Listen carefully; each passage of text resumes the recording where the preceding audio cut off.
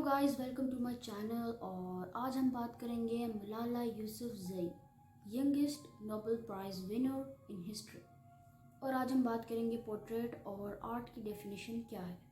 तो इस वीडियो को पूरा देखें अगर आप ये सब जानना चाहते हैं, और अगर आप इस चैनल पर न्यू हैं तो इस चैनल को लाजमी सब्सक्राइब कर दें। फर्स्ट पॉइंट की बात करेंगे। फर्स्ट पॉइंट है कि वो कहाँ पैदा हुई। 12 जुलाई 1997 में मलाला यूसुफजई पैदा हुई हैं और ये है एक मिंगोड़ा, एक शहर है जो वहाँ पे वो पैदा हुई हैं। ये है बलूचिस्तान के करीब। तकरीबन 24 इयर्स एज है और इन्होंने youngest Nobel prize winner award in history जीता है। तो आप समझ सकते हैं कि ये पाकिस्तान की one of the most prominent और डोमिनेंट पर्सनालिटी भी हैं। मलाला यूसुफजई अपने फादर से इंस्पायर हुई हैं क्योंकि वो ऑलरेडी एक टीचर थे, तो इनकी इंस्पिरेशन वहाँ से थी कि तालीम लाजमी हासिल करनी है। इनको अपने फादर से एक अच्छी वाइब मिली थी कि मैंने पढ़ना है, मैंने आगे बढ़ना है। और इनके फादर ने आगे जाकर काफ़ी इनको सपोर्ट भी किया। अभी स्टिल उनके फादर ही इनको सपोर्ट करे हैं, वरना देखा जाए तो पाकिस्तान के हालात के मुताबिक उन्होंने बड़ी मुश्किल से अपने आप को निकाला था।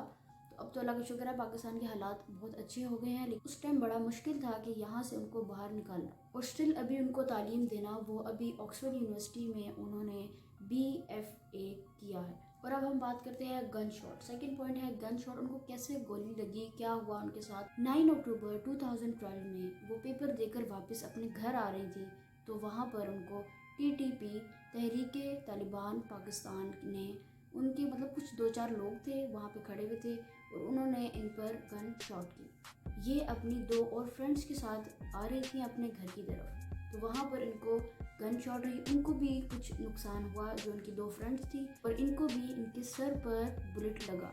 जब ये बहुत क्रिटिकल कंडीशन में हॉस्पिटलाइज थी, तब इंटरनेशनल मीडिया इनकी बातें कर रहा था। तो तभी उनको UK से ऑफर आई बर्मिंघम क्वीन हॉस्पिटल से। क्वीन एलिजाबेथ हॉस्पिटल एक रॉयल हॉस्पिटल है जहाँ काफ़ी रॉयल्स या पॉलिटिशियंस को ही एडमिट किया जाता है। तो उनको भी वहाँ पर इन्होंने फ्री बुलाया कि आप यहाँ पर आकर एडमिट हों और यहाँ पर आकर आपका क्योर हो। और इसी तरह इन्होंने काफ़ी क्रिटिकल कंडीशन में उनको निकाल कर वहाँ पहुँचाया। बर्मिंघम में UK के अंदर बर्मिंघम एक सिटी है, वहाँ पर एक हॉस्पिटल बना हुआ है जो रॉयल्स फैमिली का है। वहाँ पर इनको एडमिट किया और वहाँ ही इनका क्योर हुआ। काफ़ी अच्छा प्रोसेस इनका चलता रहा कि ये रोज़ ठीक होती चली गई और फिर ये अब काफ़ी बेहतर हो गई हैं। अभी भी इनकी थोड़े से कुछ प्रॉब्लम्स हैं इनके फेस पर, लेकिन फिर भी अब मेंटली और फिज़िकली ये सही हो गई हैं। और थर्ड पॉइंट है मलाला यूसुफजई की पॉपुलैरिटी।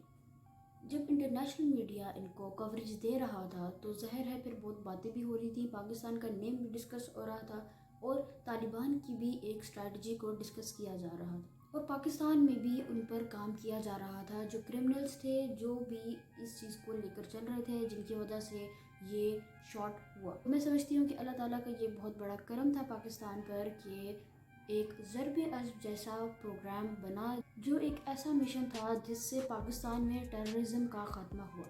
और आज अल्लाह का शुक्र है, पाकिस्तान में टेररिज्म बहुत कम है। हम अब सेफली पाकिस्तान में फिर सकते हैं। हमें इस चीज़ का डर नहीं है कि कोई खुद कुछ हमला होगा या कोई प्रॉब्लम होगा। तो ये बहुत बड़ा क्रेडिट जाता है हमारी आर्मी को। और तकरीबन 2013 में मलाला ठीक होती गई और ठीक होते जाते ही इन्होंने एक बुक लिखी, I Am मलाला, क्योंकि इनकी बहुत ज़्यादा एक फ़ैन फॉलोइंग भी पैदा हो गई थी। बहुत से लोग इनको नॉलेज में भी ले रहे थे, बहुत से लोग इनको ये भी देख रहे थे कि भी एक लड़की इतनी जंग लड़ी है, तो इस वजह से उन्होंने फिर एक बुक भी लॉन्च की, I Am मलाला, जो मैंने पढ़ी है और बहुत इन्फॉर्मेटिव है।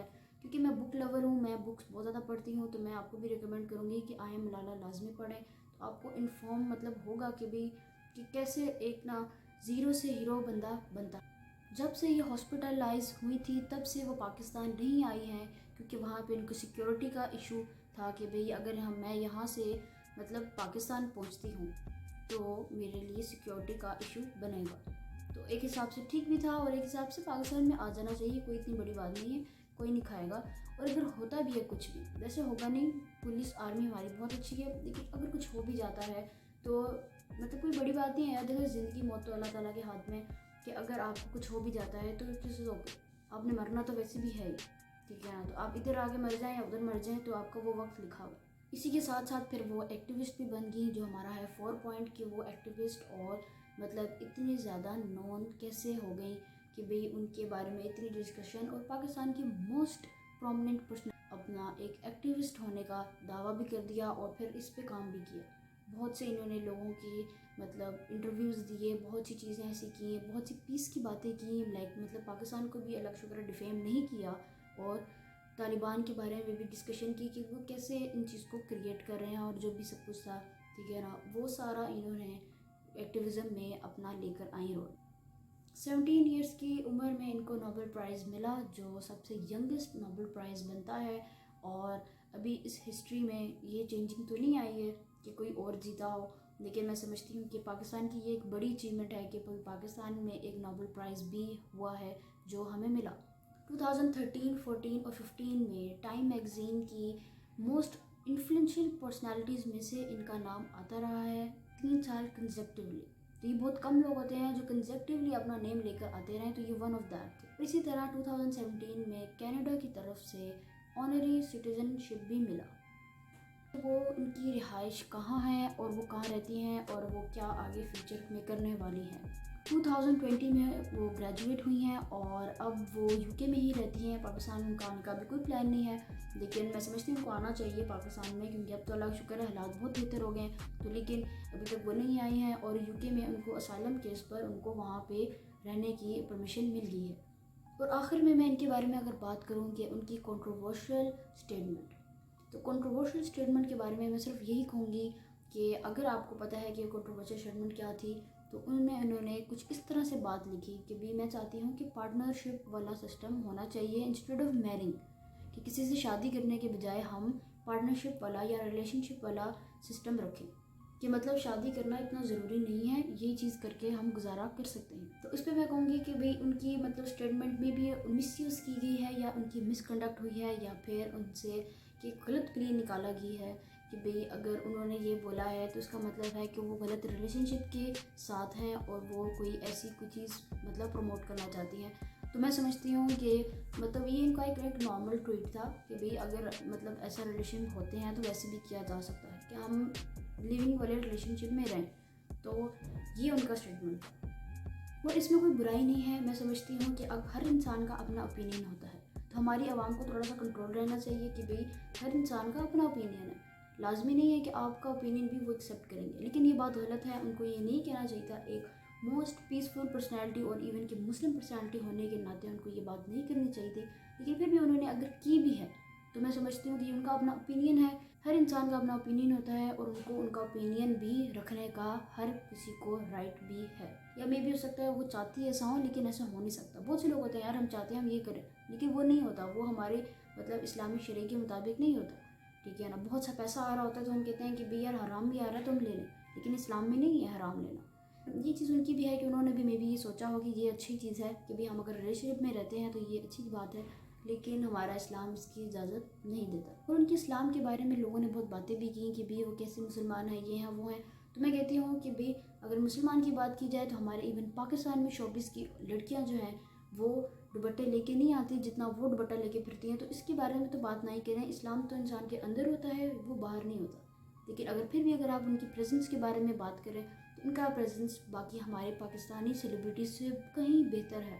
और इसकी सबसे बड़ी मिसाल हमारा लक स्टाइल अवार्ड था और उनका नोबेल प्राइज़ विनर का रिसीविंग टाइम था। और आप उनमें दोनों पिक्चर्स में से दोनों जगह देख सकते हैं कि भाई कौन कितना इस्लामी नज़र आ रहा है। लेकिन दिखाने की बात नहीं है, लेकिन मैं समझती हूँ इस्लाम जो है वो दिल में होता है, वो अंदर होता है, वो बाहर नहीं होता, ठीक है ना। इस्लाम आपके अंदर होता है, तो आपके अंदर अगर रियलिटी अगर बेस पे अल्लाह ताला से मोहब्बत है तो वो अंदर होगी। तो उसको हम कोई क्रिटिसाइज़ या कोई नहीं जान सकता कि कौन कितनी मोहब्बत अल्लाह ताला से करता है या उनकी अहकामात को मानता है। तो ये थी आज की वीडियो, आई होप आपको ये अच्छी लगी होगी। ये मैंने बनाया है मलाला यूसुफजई को। इसमें मैंने सिंपल पेंसिल इस्तेमाल की है, इस डिस्क्रिप्शन में भी आपको पता चल जाएगा कि 2B 8B और सिंपल HB पेंसिल इस्तेमाल की है। जिस तरह मैं पहले भी बता चुकी हूँ कि मैं इतनी मतलब डिफरेंट पेंसिल्स का नहीं ज़्यादा इस्तेमाल करती। अच्छे पोर्ट्रेट के लिए आपको जिस तरह एक अच्छा कोई भी पेंटर होता है उसके पास एक अच्छा ब्रश होता है, अगर मैं समझूँ कि मैं पोर्ट्रेट बनाती हूँ तो मेरे लिए मेरी सिग्नेचर पेंसिल्स ही यही हैं। और स्पेशली मेरी HP पेंसिल मुझे ज़्यादा अच्छी लगती है क्योंकि उससे आप लाइट टू डार्क करने में कोई प्रॉब्लम नहीं होता और आप लिपस्टिक तक भी पहुंच जाते हैं। और अगर कोई मुझसे पर्सनल कांटेक्ट करना चाहता है, कोई आर्ट सीखना चाहता है या कोई भी आर्ट से रिलेटेड क्वेश्चन करना चाहता है तो वो मुझे ईमेल कर सकता है और मुझे इंस्टाग्राम पर भी मैसेज कर सकता है। मेरे लिंक शो हो रहे होंगे आपको और इवन मेरा आपको एड्रेस भी शो हो रहे होंगे, तो उन पे आप ज़रूर मुझे कांटेक्ट कर सकते हैं। तो गाइस, अगर आपको ये वीडियो पसंद आया है तो ज़रूर इसको लाइक करें और इस चैनल को अगर आपने सब्सक्राइब नहीं किया है तो प्लीज़ इस चैनल को सब्सक्राइब कर दीजिए। Thank you for watching. Bye.